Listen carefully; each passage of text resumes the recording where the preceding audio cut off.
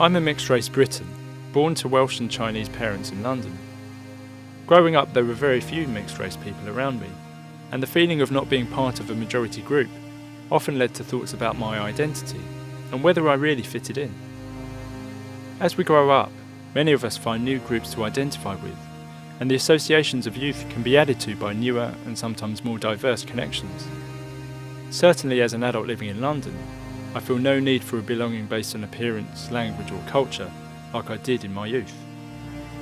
But while there might be a greater sense of positive mixed-race relations now than ever before, at least in the UK, who's to say the feelings of the mixed-race child of tomorrow will be less confusing than they were when I was growing up in the 80s?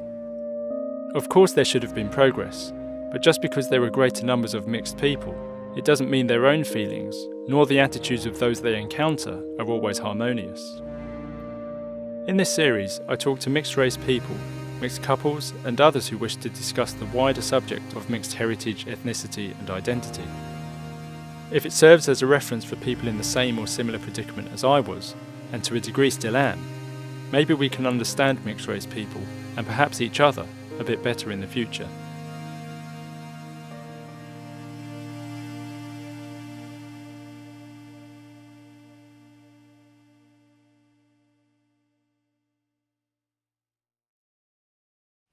I would identify myself as being mixed race.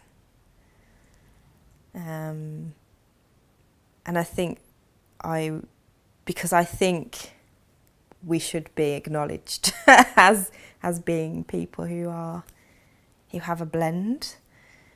I feel uncomfortable with people saying that I'm black. Probably do see myself as a mixed race person who tries to be as sensitive and aware of both sides of my heritage. I mean, there is a shared experience, I think, between people who are mixed race and black, but also there's those that are unique to being mixed race as well. Not all mixed race people of my makeup have curly hair like me, but I know that people just touch it without permission, you know, and it's things like that where they're just like, and I'm like I'm not a creature in a zoo, like, you know, I'm a person. And I mean, that does happen to black girls as well, I know. There being this scale of like blackness and whiteness, and where do you fit on this scale? I think people's natural inclination, they want to put you somewhere. They want to categorise you, they want to know where you fit so that their worldview makes sense, or their idea of how the world is makes sense. Black men with white women are the most common interracial relationship that I see and that I witness. And it's the same in Birmingham, and it was the same in London when I lived there as well. I would rarely see black women with white men, but when I did, a little part of me would just be so like, I'd be so excited. I'm like, yes. Because it felt less common. And then also, I think you'd want to clock their eye a little bit, or, you know, I'd almost want to like affirm them even more if I'd see a black woman with a white man. Lots of different reasons why that's less common. Historical, cultural. You can feel like that people have an opinion on your relationship when you're in an interracial relationship. Suddenly you become something that people feel they've got an opinion on, or can judge, or make assumptions about you. And particularly for me as a mixed race person, who's half black and half white, I would often feel like if I'm seen with a white guy, then that affirms in everyone's mind, oh, she's a white mixed race person. Like she's ashamed of her blackness. She's rejecting it. You know, all the kind of negative things that go with that. You know, what about our men? And that's the weird thing I think about being mixed race, half Jamaican or half English, is that whole sometimes feeling like you're too white to be in the black community, and there's a resentment there because you've got the good hair and the features and all that kind of stuff. But then if you choose to be with someone white, it's like, oh, the rejection of the black. Now you think you're too good for the community. And I definitely, again, like we talked about, this sense of, you know, when I was younger, before I was probably less sure and established in who I was, I'd feel very self-conscious about holding the hand of my white boyfriend. I feel very like, okay, I suddenly now feel like our relationship's fair game for comment or for looks or for tutting or for size, all that kind of stuff. I'd be very hypersensitive to that. I'd be very aware of that. When we were growing up, like, we were very unusual as a family. So whenever we'd go on holiday anywhere in the UK, I'd feel very exposed. I'd feel very like our family was on show, that suddenly people had an opinion. Even when I was younger, I just was very aware that, you know, people were staring. So I got married to a white man. And that, I've dated both, to be honest. I've kind of, by the time I met Mark, my husband now, I was definitely in a place of like, it really doesn't matter where they're from or what they look like at all. And it just so happened that it was him that stuck in the end. Like, he's the one that stayed. And I think there was I'm a very reflective person. I think there's part of me that, I guess, like, being really honest, maybe saw myself ending up with a Black Caribbean guy, but I just didn't meet one that particularly kind of I saw a future with, really. You mentioned that you could envisage yourself marrying a Black Caribbean man. Mm-hmm. Why do you think that was? I think it was mainly down to a sense of pride that I have with that being part of my makeup, I guess. My mum always celebrated different aspects of Caribbean culture growing up, and I think part of me wanted to, in some way, continue that by kind of marrying into potentially another Black Caribbean family and kind of continuing that on, really. But at the same time, I've learned growing up that just because somebody is from a Black Caribbean background doesn't necessarily mean they come with all the things that you might associate with that. And so actually, it doesn't really matter then at the end of the day. You can't be like, I need to marry a Black Caribbean person because then that will carry on my culture, because that's not always the case. And you can meet people who are white who equally are, love the things that go along with being, say, Jamaican. The language, the food, the music, just the way of being, the way of phrasing things, isn't necessarily found in somebody who has those roots. So do you think there was a clinging on to... Yeah, definitely. And a lot of it does link back to my identity and how I see myself as a mixed race person, I think. I think it was quite linked with that, because when you're growing up as a mixed race person, I found my experiences, people are trying to work out where you are. Are you more Black? Are you more white? Where do you fit in that? And they had in their mind socially constructed ideas of what Blackness is and what whiteness is. And then they're like, well, does she know about this? And does she know about that? Can she dance like this? And I always felt like there was this, I had to prove my Blackness all the time in order to sort of fit. Because I have a very strong relationship with my Black mother, I know of other mixed race people who have maybe white mothers, and it was always, me and Mum always had kind of conversations around that and what that meant for us in our relationship. When it comes to hair, when it comes to how do you look after hair that's different, hair is a big thing in the Black community, and I feel very part of that conversation. So when it came to thinking about, being with somebody who isn't Black, I thought, well, being mixed race myself, being half white, means in the crudest terms, this kind of dilution. Potentially, if we have children, they're even further away from this idea of Caribbean identity, and because that's something I really am proud of. I want that to be part of their life, but actually they're even further removed from it. And these are all the thoughts, I think, that just go around your head when you're thinking about who you're going to end up with, who you're going to marry. For me, growing up, I was like, okay, well, this is kind of how I pictured the family would be. But then I'm also very, very attuned to this idea of white privilege and opportunity, and that maybe choosing somebody who's Black would mean a reduction in those opportunities. As much as I'd hate that, and I don't like the idea that institutionalised racism or discrimination exists, I also am very aware that it does.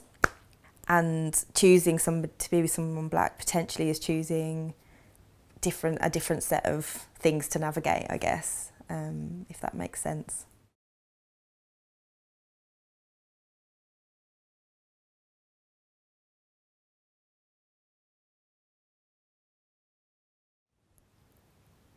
over the years, I've found that my black female friends tend to have more white friends or tend to be more isolated as a black person, rather than most of their friends are from the black community and they grew up in a predominantly black area and they went to a predominantly black school. Because I didn't do that. I went to a fairly mixed school, but then as I've gone through education, my world has become whiter and whiter.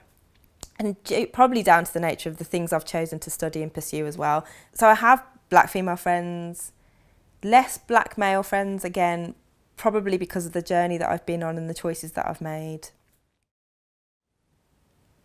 I think I feel sometimes very much like I've missed out, definitely feel like I've missed out on being part of a black community.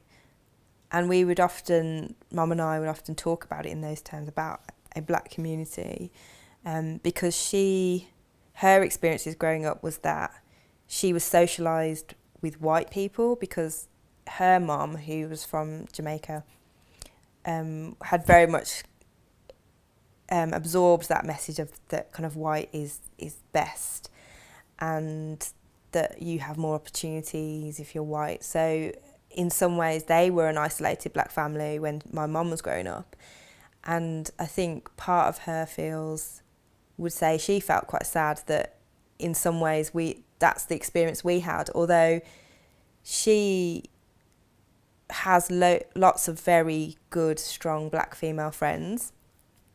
So I know about that. I know about what a black, strong female looks like. But in terms of having the community, less so. I mean, we had the kind of black families and friends we would go and visit. And looking back, I think that was Mum's way of kind of showing us what our culture looks like lived out in the UK or in Birmingham. But then on the other side, I think I grew up reading like a Nancy Spider-Man, which is like a Jamaican kind of children's character. And I'd have books and stuff that would reflect kind of Caribbean culture. And my mum can cook Caribbean food and, you know, made sure that that's something she learnt from her mum and has passed on to me.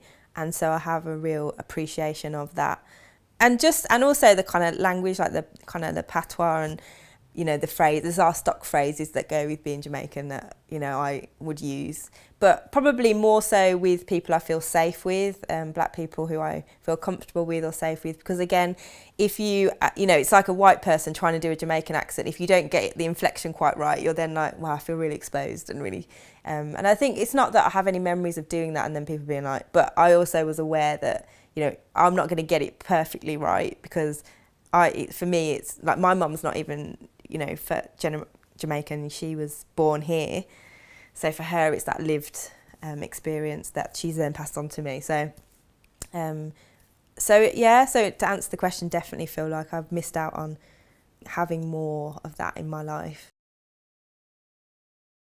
You're not seeing role models who look like you at all growing up. And that's something that you see more of now. I think mixed race people are more visible, but when I was younger, there was Angela Griffin. I think she was on Holby City or Coronation Street, and there was Margarita Taylor, who was on T4, who had hair like me and who looked like me, and I was like, and that was it. I was just like, you know, because when you're younger, you do get idolise people, don't you? And you have your posters, and I was like, well, they look like me, and they're, you know, doing things on TV, and those were like, I literally remember those were the two people. And funnily enough, Margarita Taylor, I then went on to write some adverts that she was the voiceover for, so I got to actually meet her. It's like meeting an idol. I was like, oh, Margarita Taylor, I used to watch you on T4. If you asked her now, like, who's Andrea? She's like, what? But all my like white friends would have like celebrities or people that they would look up to who they could emulate in some way because they had the same hair or the same skin colour. So makeup was another thing. So when you're a teenager and you're discovering makeup for the first time, I mean, you could never find a foundation in your colour. All the mainstream kind of pharmacies and, you know, Boots or whatever had just makeup for white people. So you were always like, you almost didn't exist in the world. So when you saw someone that was like, you know, they look like me, you're like, I exist. I'm part of this structure. I'm part of society in some way, because you were invisible otherwise. Lots of things rendered you invisible, and they gave some visibility to mixed race people for me.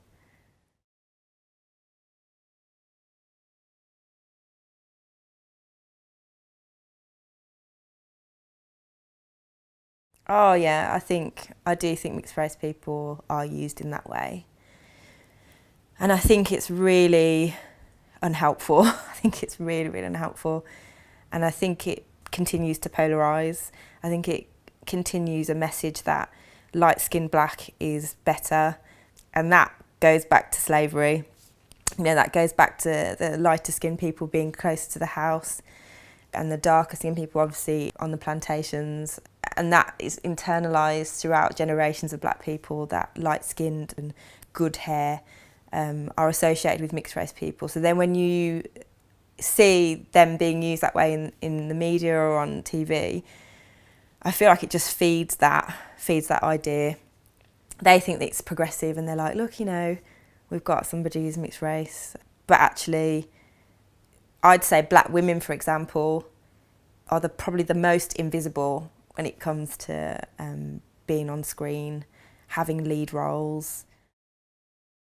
I think it's not enough to be like, well, we've got someone who's mixed race, and we call them black. And that's another conversation, isn't it, about classification of mixed race people and the one drop rule. That's like that historical. If there's one drop of black, then you're black, and that's it. And so I struggle with that idea, because I'm like, well, no, because my dad's white, like he is, and I can't just be like, Dad, I'm black. But it's funny how that plays out, I guess, in a family dynamic, because me and Mum will joke that Dad is Hinglish, you know, and so he doesn't get stuff. So there is this weird like jumping into the kind of black culture while still still knowing that part of me is white.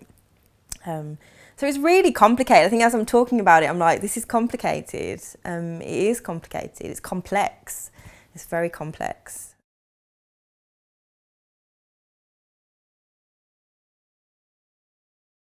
I haven't actually been, which is like utterly shameful. I feel like that's my own personal, and there's various reasons for that. Mostly my parents were teachers and couldn't afford to take us all away in some holidays.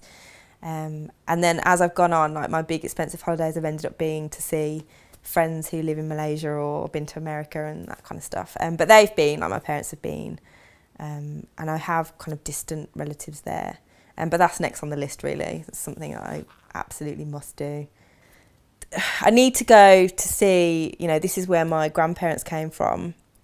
But I also know there's huge divisions between the rich and the poor.